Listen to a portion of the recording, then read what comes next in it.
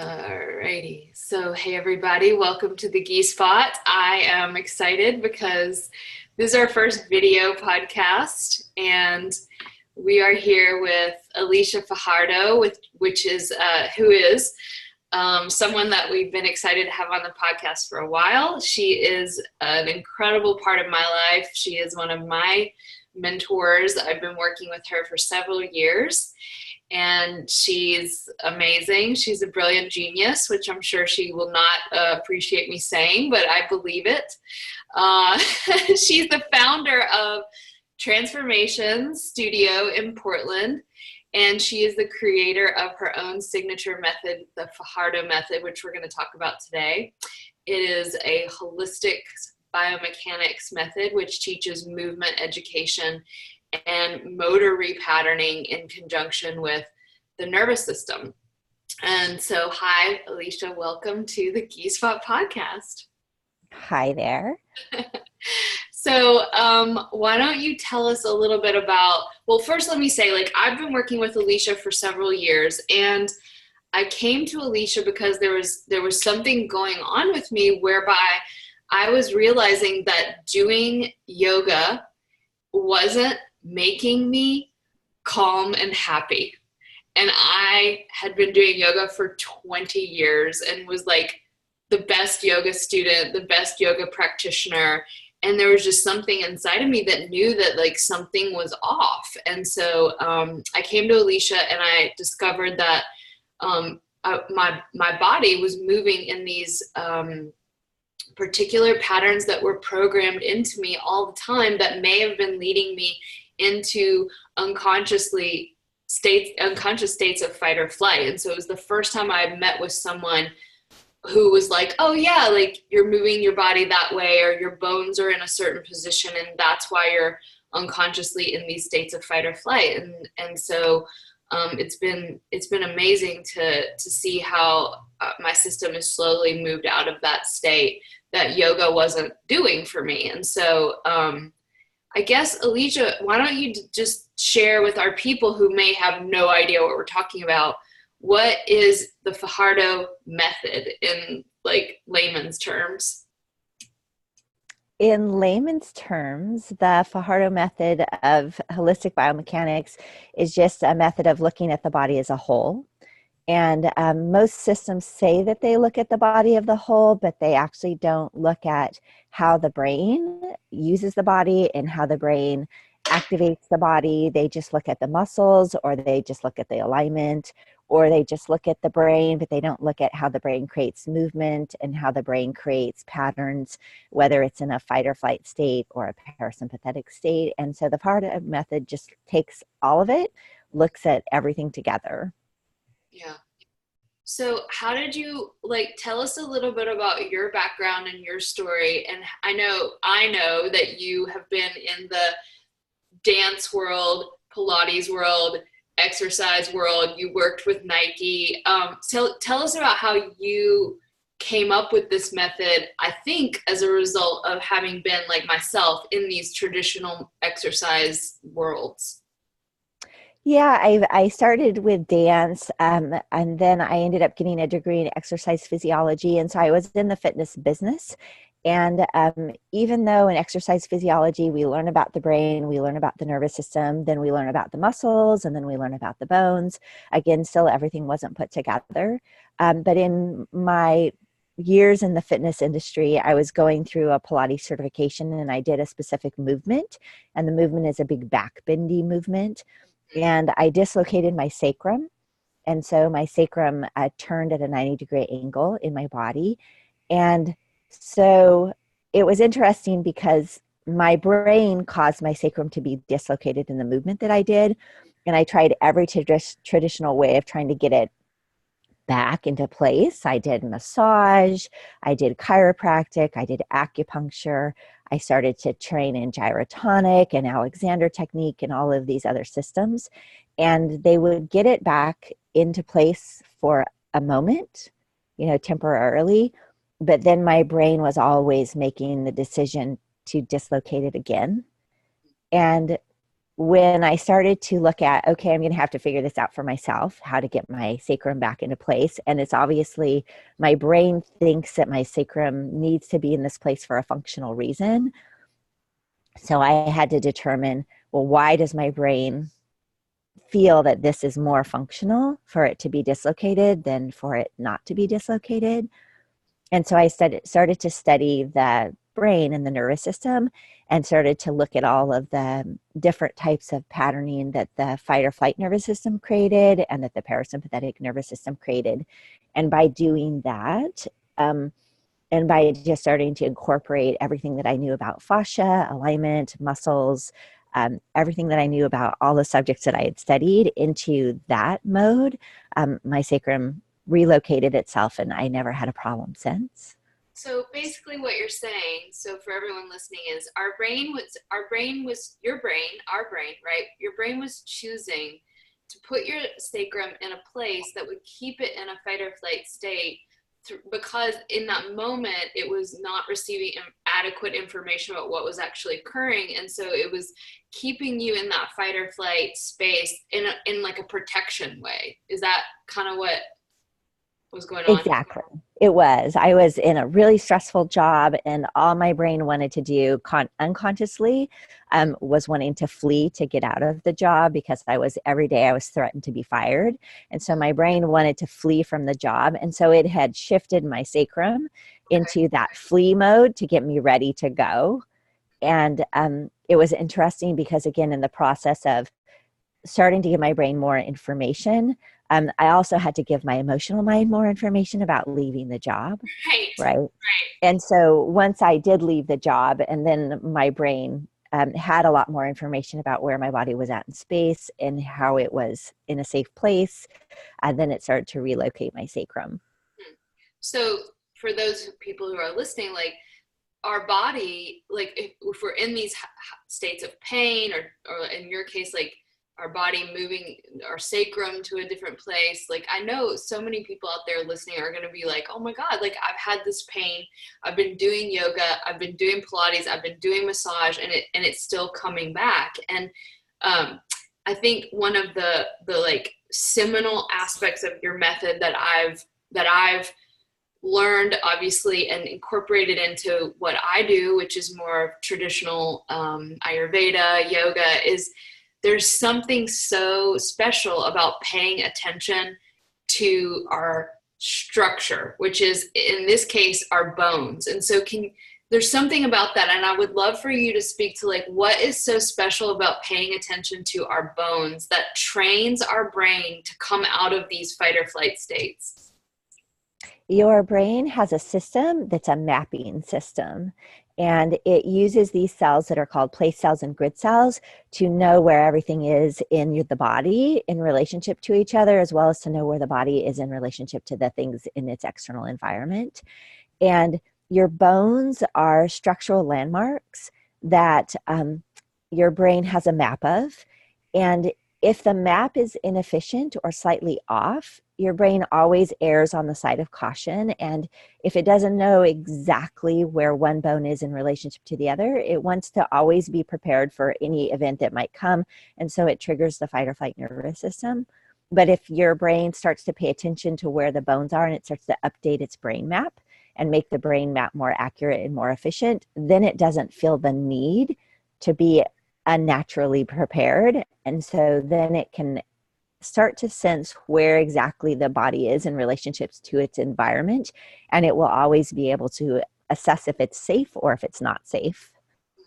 Yeah, this is like the huge Alicia Fajardo like aha discovery, because when that blew my mind. Like if my brain understands where I am, it's not going to tend to that we describe it as the anxiety place or the depression place, which you've described to me as like that fight, flight, flee, or collapse, right? Like I'm just gonna hold still and not move because that's gonna hide me and make me safer, or I'm just gonna fight, or I'm just gonna run away. when we've worked together, and what's been super cool is to see the way that you've created this thing, you've discovered this thing, and I'm seeing how, oh my God, like this woman in Portland, Oregon has literally given scientific language to what I think that the original tantric yogis, who were not the ascetic yogis in the caves, like the ones that were studying Ayurveda, studying plants, studying medicine, they were coming up with these same things that were saying, we want to go in the direction of the life force that doesn't need to be controlled, that doesn't need to be harnessed, and that doesn't need to like control their breath, control their body, put their body into these alignment patterns, which are so common in yoga. Like even if you go into any modern yoga class, the first thing that you're going to be told to do is breathe in evenly, count it out if you need to, breathe out the same amount. And I was one of those teachers, like saying, like, count your breath, in for 6, out for 6. Now put your shoulder blades here, and now put your thigh bone here and your knee bone here. And like, I met you and I was like, oh my gosh, she has given scientific language to this underlying geometry that the original tantric yogis saw. And so they talked about it as yantras and geometric forms. And so the first thing you had me do when I met you was to pay attention to, I'll never forget it, you had me pay attention to my mastoid bones in relationship to, you said you can either choose the floor as a second point or you can choose your shoulders. And I did what she said. And I was like, what am I doing? This is not going to heal me, right? And my bones, my mastoid bones started to move out of where they were, which was like down in my jaw, up and back. And you're like, oh yeah, like, you know, it takes about 90 seconds for your brain to map where those bones are. And lo and behold, the bones move.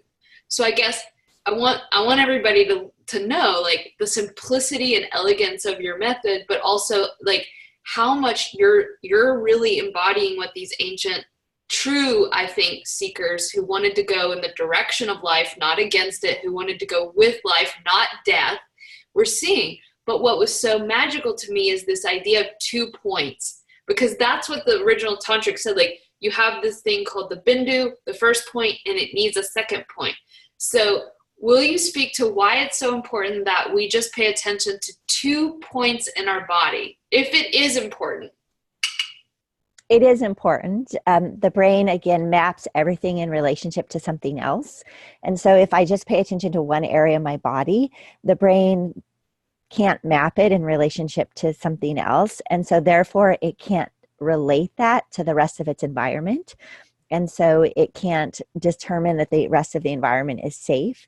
And so it's only when it has the 2 points that the brain starts to see where one thing is in relationship to another. If you're looking at a map, for instance, and you know that you have to, here's Google Maps and here's your starting point, it always gives you your starting point and it always wants to know your destination. You can't not put in the second point and then have Google Maps guide you to somewhere. You always have to have the second point. Your brain is exactly the same way. So your brain has to have the 2 points so that it can guide the rest of your body to a location. And most people aren't aware that all the bones in the body move constantly and move all of the time. And so whether in fight or flight, they move to certain locations, and whether in parasympathetic, they move to other locations. And so your brain can't know where to move your bones to if it doesn't have those 2 points of reference. Well, and where my brain goes to it is I'm a student of Tantra, and there's like the divine feminine, and the divine feminine is the natural life force that knows what to do without us trying. And when we talk about these 2 points, it's all about relationship. And so I was raised in a tradition that was a little bit more masculine, and you would pay attention to 1 point. Hold your awareness on 1 point, 1 point, one pointed focus, one pointed mind.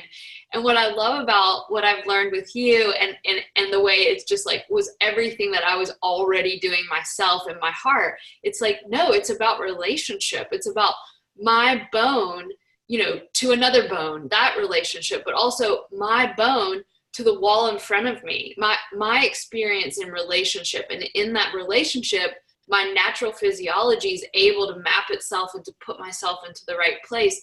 Whereas before, it's like self-referential. It's like, no, one point, only you, only you. And when we only focus on ourselves, it creates this kind of spiraling inward endlessly.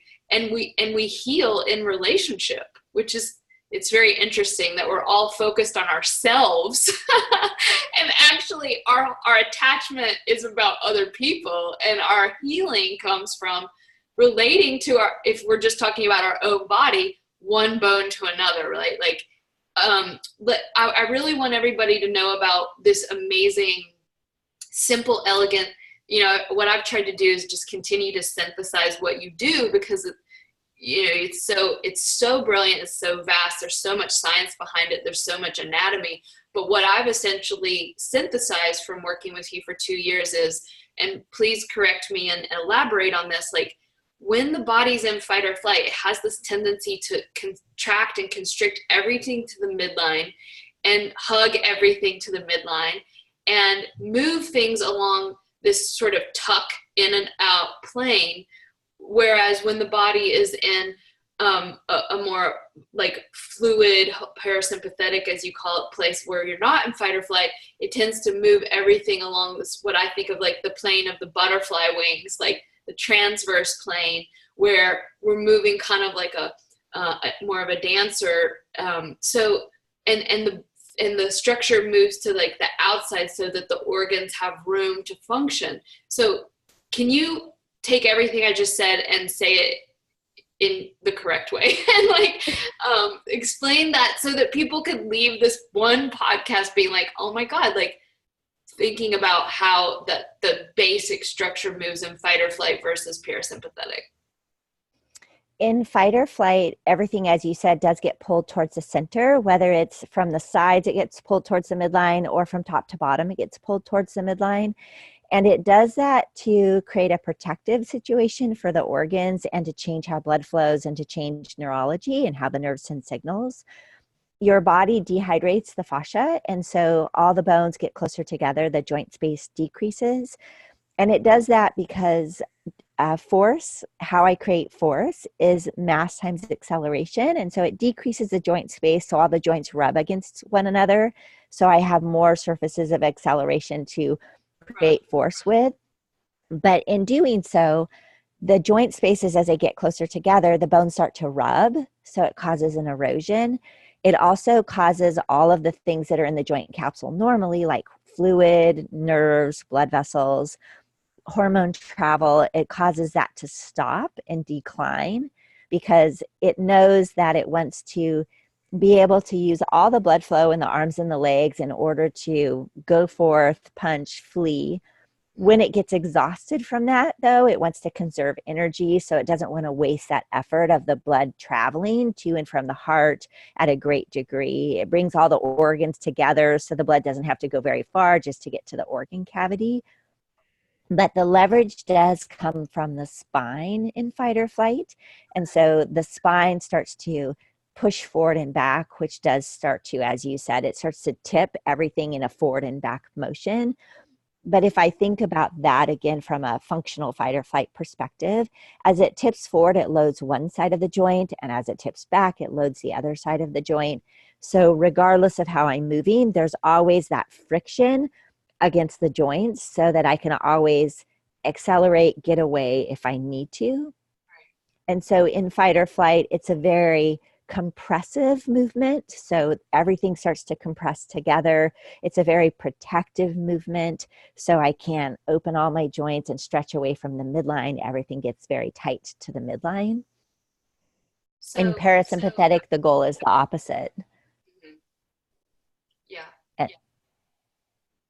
And, let me interrupt to take it back to where we were. So this tipping action, especially when we're talking about the pelvis, this tipping action in states of fight or flight, which are meant to be fast, not last long. Once you discover you're okay, you would never go back to that type of movement. That tipping action serves a purpose, right? It does. Get you out quickly, punch, defense, etc. So I mean, but continue and finish your thought on parasympathetic, and then let's take it to where I'm going to go with like the modern movement of exercise and yoga in this world. With the parasympathetic, the point of the parasympathetic is to really, again, relate to your external environment and relate to it in the most open way possible. So take in the most sensory information, gather. If I'm outside, I can hear the birds, I can see the grass, I can sense all the smells that are outside, I can feel the wind on my face. It's to take in as much information as possible. And to do that, all the nerves that travel through all the spaces in your body have to have a really open channel so that information can get from the limbs all the way to the brain at the quickest pace possible. And so in parasympathetic, all the joint structures do separate. So there's spaces between every joint that we have. It all moves towards the outside of the body, so that the organs have lots of room. All the blood vessels that provide fluid flow have lots of room to allow the blood to flow from top to bottom in the body. All the things that carry hormones have lots of room to allow those hormones to flow from top to bottom. And again, it does move in this forward and back kind of transverse plane, which is like you described the butterfly wings. And it does that so that there's never any loading on any of the joint. Right? If I'm running and my body is moving in this way, when my foot hits the ground, there's no downward force that's applied to the ground. And so I don't compress and compact my joint. Whereas if I do this when I'm running, there's, again, compacting force on one side of the joint, and then it's on the opposite side of the joint.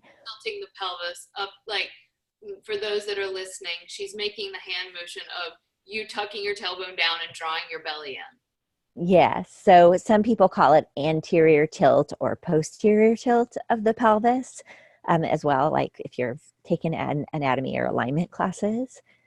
But that type of movement is what creates all of that compacting force, which in fight or flight serves a really good purpose.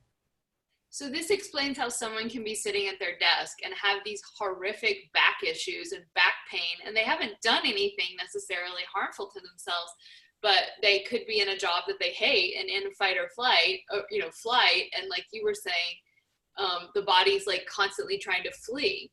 And so this can explain some of the reason why people have back pain is like one of the biggest issues that people have today. And I read this book by Dr. John Sarno that was talking about back pain as especially men, but women as well, get this back pain. And he correlated it to growing up. My grandfather got ulcers, and that there was this epidemic of ulcers amongst men in our country in the 1950s and 60s. And it's that exact, and then they discovered that ulcers were X, Y, and Z. And so the brain got the information that ulcers were actually emotional. And so it would no longer function. And so now the brain's like taking it to the back pain. But I want to go back to what you were saying about the structure of fight or flight versus parasympathetic.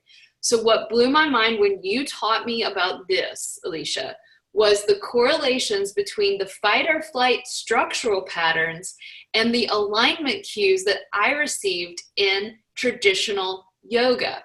You are taught to, hug the bones to the midline, hug the muscle to the bone, and hug the bones to the midline. Draw the belly in, and now no one says tuck your pelvis because they got the memo, but people are still saying, draw the tailbone down towards the earth. The bandhas in yoga are all about Uddiyana Bandha, draw your belly in. Mula Bandha, lift your perineum up into your body. Jalandhar Bandha, tuck your chin. And when when I told you about this, you were like, oh yeah, those bandhas are exactly what your body does in these advanced stages of fight, flight, but moreover collapse, where you're freezing and you're dead. And so what the heck is going on? And it's not just to throw a bomb at yoga. We're not mad at yoga, but it's also Pilates. It's also exercise, dance. It's everywhere. Why are all of these movement forms telling us to take our body into a fight or flight state almost intentionally? A lot of it has to do with the person who is leading the movement, right? There's a lot of, in movement, there's a lot of control And when a person is leading movement, there's a lot of perceived control.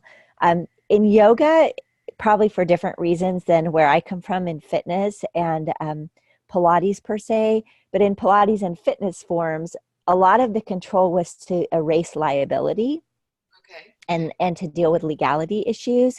And so if I tell you exactly how to do it, and I tell you what is medically approved, then if something happens to you, it's your fault. And so I'm not responsible. So in the fitness industry, there's been a lot of, and in Pilates itself, there's been a lot of, we're going to tell you exactly how to do it. And so if you do something different or you don't do it exactly as I perceive that it should be done, then it's just, then it's just your fault. So you can't come back to me and say that, it's my fault that I taught you something incorrect, because I can always say, well, you just didn't do it like I asked you to do it. And I think it also is reflective of like a bigger pattern in our society of like wanting to control the body. Exactly. And if we control the body, then supposedly that gets rid of the fear of the unknown about the body. And it makes us feel more secure. It makes us feel more in charge. When in reality, the more we control the body, the more the body triggers the fight or flight nervous system, because the conscious brain is just tiny. It's 15%. And we have 85% of this big, huge part of the brain that controls the body. And as we consciously control the body, the unconscious brain doesn't know any functional reason why our conscious brain would be taking over that role unless there was something really wrong with the unconscious brain. And so it triggers that fight or flight nervous system just to be ready, just in case something's happening. So I want to repeat that, everybody. When we control the body is going to go, oh my God, why is this person trying to control me? It must mean that something really bad's about to happen. I'm going to prepare by going into fight or flight, because an animal would never try to control its physiology ever, right? Unless something exactly bad. And it wouldn't even still at that point, it would allow its unconscious nervous system to dictate what it needs to do to solve the problem or to deal with its environment. One of the things that you and I have discussed in our private sessions together that I'm sure is going to really be a strong thing to hear for people who are our listeners, who are many yogis and yoga teachers and body workers and holistic health people. And that is this idea that controlology, which you told me was the original name of Pilates. And again, Alicia and I are both on the same page, and I hope everyone gets this loud and clear. This is not about calling out any type of movement form. This isn't about any movement form being wrong or bad. There's nothing wrong. I want everyone to hear this. There's nothing wrong with doing Pilates. There's nothing wrong with doing yoga. There's nothing wrong with going to the gym and working out. It's not about that. It's about that control. And so we can do what I've learned with Alicia. We can do any movement form that we want as long as we are paying attention to our structure and letting that mind fluidly move throughout the body, rather than imposing a certain alignment cues upon the body. And I know that the listeners out there are going to be like, oh my God, I've done a 500-hour yoga teacher training. I've been a yoga teacher for 2 years, 10 years, 20 years. Does this mean everything that I learned was wrong? And I also know that people are going to ask, because they ask me this, does this mean that you don't need any alignment, and that won't my students start to get hurt if I don't give them alignment cues? And so, Alicia has created her holistic biomechanics. Like, it's not that we don't want to be aware of the body. And so can you speak to that? Because I know that question's going to come up. It's giving the brain information again so that the brain can decide how that body in that moment should respond. And so as a teacher of movement, I can give an individual 2 points of reference to just be aware of, and I can give them ideas about how those 2 points might relate. Are they closer together? Are they farther apart? Is one higher than the other? Is one more to the right? Is one more to the left? And I can start to give information that way to a person, so that they start to look and discover how those 2 points relate to one another. And in doing that, during all the movements that they do, their brain will take their body to where it can be at the moment. And every single human being's body won't ever be in the same place. And so much of it depends on how hydrated is the fascia. Is the fascia able to slide as well in one person as another? Is the valve system pumping in a certain area, because certain valves may be more active than the other, which allows more of that transverse plane of motion. And so also in the body, one joint can only be open as every other single joint in the body.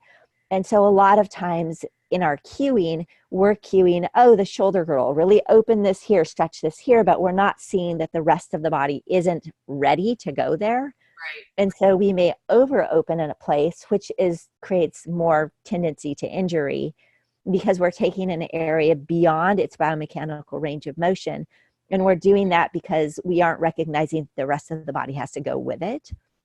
And so it's more just provide that information of those 2 points, start to give people information about, oh, the reference, it could be higher or lower, it could be more to the right or to the left, and allow them to keep noticing. And as they notice, their whole body will change as it can at the moment. And it's not going to be the same every moment.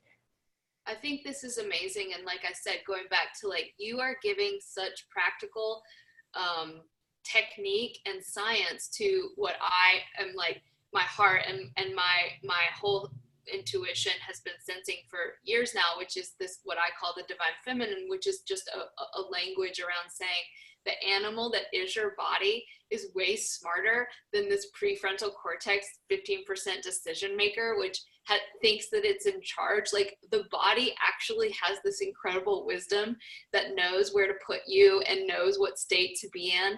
And it's really like celebrating that life force and honoring that. And like, you don't have to do it formally. It's just paying attention, right? And letting it flow.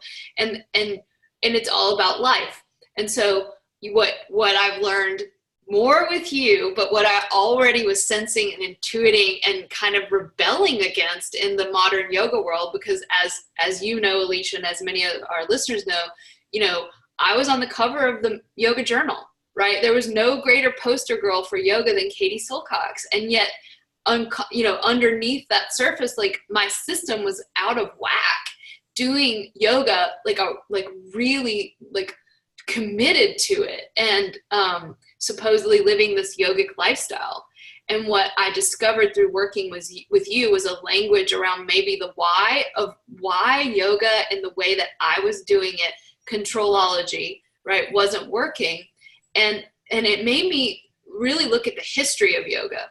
And when I did that, and I read an amazing book called The Science of Yoga by William J. Broad, which if anyone hasn't read, it's really important for us to know what we're doing, right? We have millions of women doing yoga, primarily taught either by men or lineages from men, based in India, coming from a system that was largely a lineage of male ascetic yogis going off into the caves and into the forest to essentially and intentionally, by their own admission, they were very, very smart people, shut down their nervous system, shut down their sensory system. There's a word for it, right? Like, you literally shut down your sensing system. That's the intention, to turn off the system, to turn off the senses rather, so as to collapse the system, so as to enter into the so-called state of bliss, which, through working with you and learning about the nervous system, that state of bliss is a natural physiological state that happens to every animal, including humans, at the moment when they're about to die. It's the way that nature takes care of us. Right before we're about to die, we feel no pain. We feel at one with everything. And so I realized, oh my God, I've been doing this system that was intentionally set up to take me towards death. And then I wondered, why is my digestion so shitty? Why am I feeling afraid? Why am I not, like, why is my physiology functioning worse if I'm doing all this yoga and breath work and deep inner meditation? Why am I getting worse physically? And it was because I was actually denying life and moving towards death. I even remember all of these tantric poems about that masculine form, and we don't want to say male but it was primarily men, was designed to teach you literally how to die well. Whereas Ayurveda is like, I want to teach you how to live well. So I'm just interested if you want to say anything about that controlology in relationship to yoga. Again, just like you mentioned, where yoga came from, we as a population were different, right? Our goals are different. What we want out of our life is different. And we aren't realizing that the goal of that yoga, right, and the forms of yoga that came from, that came from those men, right, the goal was to get closer to death. That was the goal. And so if that's not my personal goal, then why would I follow the ritual practices that create leading me towards that goal? Right. And so it just makes no sense. If that is your goal, then go for it, go 100% in that direction. But if that isn't your goal, if your goal is that you want to be more full of life, if you want to be able to move, if you want to feel like your body can function and it can jump anytime it wants to, right? And it can lift the groceries. If you want to do all of those things, you just have to follow the practice that's going to lead you towards that.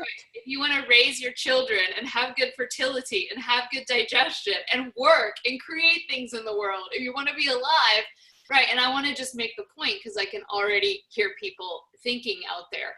We are not talking about every single form of yoga, but what we are talking about is this traditional form that was passed down, was often passed down by ascetic yogis, again, we want to honor that. Like if you want to be a monk and you want to go live in the cave or the monastery, and your goal, if that was your goal, which it was their goal, that's great. Like we're not saying good or bad. I don't want anyone out there thinking, oh, we're saying good or bad. No, we're saying there were other systems that were more designed towards life. Unfortunately, a lot of those systems didn't get codified and they didn't get written down, and they were largely carried on by, women out in the, herbs and plants and making, working with children. Like these feminine forms didn't get codified as much as the more dramatic and drastic masculine forms.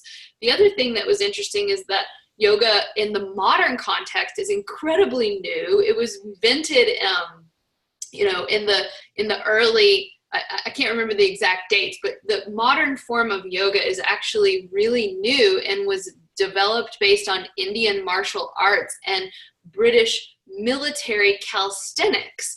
And so if we think about who this modern form that we're all doing, right, this yoga form that most modern Americans and Westerners are doing, it came from the British Army and Indian martial arts, kind of mixed in with this mysticism from thousands of years ago about shutting the valve system and the nervous system down.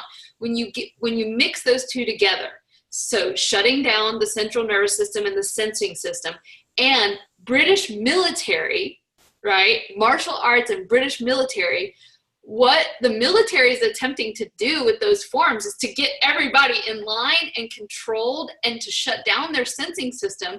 Because if a military guy is like super aware of all of his emotions and senses, he's not going to be able to walk into battle, right, and fight. So I'm just so fascinated by this origin point for these movements, because it's literally the opposite of what is a common yoga practitioner. A woman who is probably in her 20s, 30s, 40s, who wants to be alive and fertile, and we're shutting that down. So anything you want to speak to on that controlology? And too, something about the movements, because the movements of yoga are found in every other physical system, right? They're found in the similar movements of how you move the spine, how you move the hips, how you move the shoulder girdle is found in calisthenics all over the place, right? It's found in all types of movements. If you watch animals in the water, they do those movements. I mean, those are just natural movements. Right. But it's how we then have been instructed to do them. And the instructions on how to do the movement is coming from that reference point, right, that you just mentioned. It's coming from that historical reference point.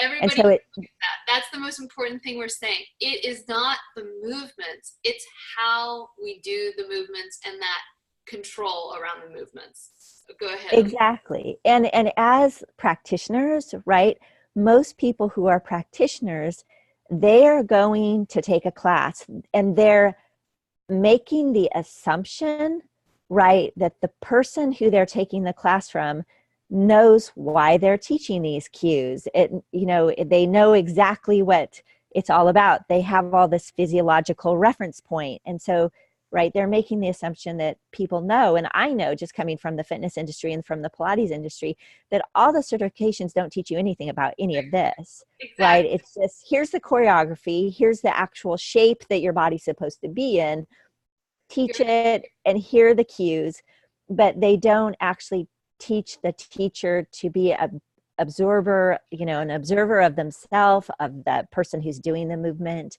And so a lot of it as a practitioner is we need to know and do a little bit more research about, okay, where is this person who's teaching us coming from?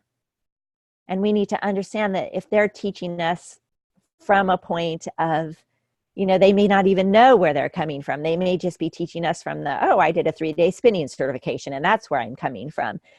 And so instead of putting our trust and the care of our body in their hands, we need to be a little bit more responsible and start to care for our body ourselves. Right. I think this is so big. I think most yoga teachers in America have no clue, right? We're just parroting back. We're just parroting back that choreography that I called it the script, right? And the script is what my teacher taught me. And we have this deep trust. And where did that come from? And where did that come from? And that's really the research I did over the past 2 years. Like, what is the actual lineage of where this language of choreography comes from?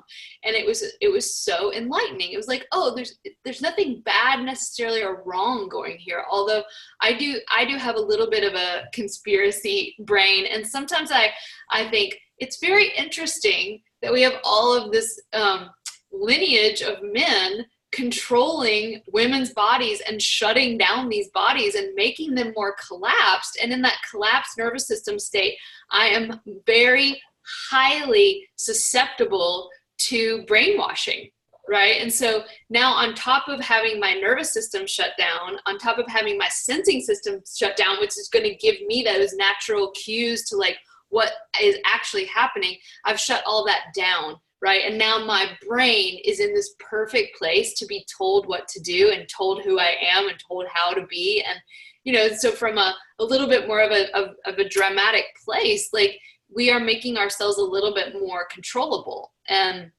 I think that, just in conclusion around all of this, there's nothing wrong. And I don't think most yoga teachers have any clue about this. I think most people are benevolent and wanting to do good for the world and have the wonderfulest of intentions. I think it's just that we're not aware. Exactly. Definitely. Yeah. It's just, we don't have that basic knowledge, right, about how the body works, how the body is the great operator of the system. So our brain, our conscious brain, our mind doesn't have to be the operator of the system. So for all of our beautiful listeners out there, they're going to go out after they listen to this podcast. They're going to take a yoga class, a Pilates class. They're going to exercise. We're movement-based people here at the Gi Spot. I want them to walk away from this podcast knowing that they don't need to be afraid of any form of movement. As long as what? Fill in the blank, Alicia Fajardo. As long as you start to bring your conscious awareness to the 2 points of reference, and we can pick anything. You can pick the tongue and the roof of your mouth. You can pick anything, but just put your conscious awareness on 2 points of reference. If you are aware of your bones, pick a bony structure. Those are the easiest for your brain to latch onto. And just as you're going through your practice, whatever movement it is, whatever the teacher is saying, rather than doing the cue that they're instructing you to do, because that may or may not be appropriate for you at that moment in time. Right. Just sense your 2 points and keep moving through the movements of the activity and sense those 2 points and allow your unconscious brain to dictate how your body should be. And that may mean that yesterday you twisted, when you twisted 45 degrees around, that may mean that today you only twist 20 degrees, right? Or it may mean that yesterday you twisted 10 degrees around and today you can twist 45, but it will change something. And that's one of the things that might be challenging too. A lot of times our ego comes into the practice of activity and exercise. And so to be able to just go, okay, today my body's only going here. If I sense the 2 points, I'm going to stay within that framework versus try and push it to go further, which sometimes we get in a class setting and our ego wants to take us to the place that everybody else is going. Right. And so a lot of it is, okay, now that I'm sensing these 2 points and I'm allowing my unconscious mind to dictate how my body is, I have to be able to accept graciously whatever plan that is for today. And sometimes that may not fit in with how the ego wants to be seen in a group setting. Right. Yeah. It's so simple. It's just pay attention to 2 points in your body. The bones are a really good place to start. And to continue to just maintain your awareness there, noticing how your body changes, noticing those shifts and changes, more bottom up rather than top down approach. I know that you've helped hundreds, if not thousands of people get out of pain. I know that you've helped a lot of people, including myself, move out of states of collapse, fight, flight. There's so much more that Alicia could share. And what's really exciting is that we're actually having Alicia come and be a part of my next training called RASA, which is about, RASA means sap, juice, the valve system, the lymph. We want all those fluids moving. And so what better person to have as a guest teacher than Alicia? And so we actually found a bigger space in Charlottesville. We were sold out, and now we can take about 10 or 15 more people. So Alicia's coming the first weekend in November. It's going to be our big RASA training. Lots of incredible people are going to be there. And what I'm really excited about is Alicia sharing her perspective on the emotions. And we didn't even go there, right? But how the emotions are related to these different fight flight patterns, and how we can work with our body in a way that's going to help us have more emotional congruency with what's actually real, rather than the stored emotions that we're all walking around with. And so if you guys out there listening are like, oh my God, I feel like I just like want to know so much more about this person and her work, we're going to provide a link for her website, transformationspdx.com, in our show notes. And Alicia's out in Portland, and she offers lots of trainings, and you know, I know you're going to get flooded with people who want to work with you and your team one-on-one, which is something that they do, and I cannot recommend her enough. We hope that you guys will come out and meet with her in person and me together, which is going to be really fun, in Charlottesville, first weekend of November. Alicia, I'm so excited that you are our first podcast guest. You're one of my favorite people, and it just makes me so happy to be able to present you to all my ladies and guys out there listening, mostly ladies, let's be honest. If there was one thing that you could leave me with and our listeners with as a way they can balance their nervous system today, what would that one thing like be? I would just, and you have practiced this, just start to actually observe like how your body is in relationship to your environment. So for instance, when you pick up your coffee cup, actually notice how your hand is holding the cup, and actually notice what's the texture of the cup. What do your fingers feel? What do they actually sense? When you're driving, notice how you're holding onto the steering wheel. Notice, like if you notice the gas pedal, notice, does the gas pedal have ridges? Can your foot pick that up? Just start to notice your environment, notice you in your environment, and actually pay attention versus, you know, so much of it is we're so much in our conscious mind that we don't ever pay attention. You know, we're walking on the ground and we don't notice that we're walking on rocks, or that we're walking on concrete, or we're walking on dirt. We just kind of assume that take it for granted versus start to actually pay attention. Beautiful parting words. And by the way, in case anyone isn't aware of this by now, essentially what Alicia's saying and what I'm saying to you guys is, this is what enlightenment is. It's just being here now in this moment, but not from a place of dying to the world, but actually moving into it through this precious gateway of our five senses. And I know there are many more senses you're going to learn about with Alicia, but through these primary gateways. So Alicia, thank you so much for taking time. By the way, it's like 6:49 in the morning for her. And we hope to have you again on the podcast, and I know everybody's going to want to come out and meet you. And yeah, thank you so much for being in my life. You're welcome. I am looking forward to being there. All right, everybody, you can learn more about Alicia at Transformations PDX, and we'll obviously put a link to her website in the show notes. And thank you guys so much for joining us. Thanks, Alicia. Thank you.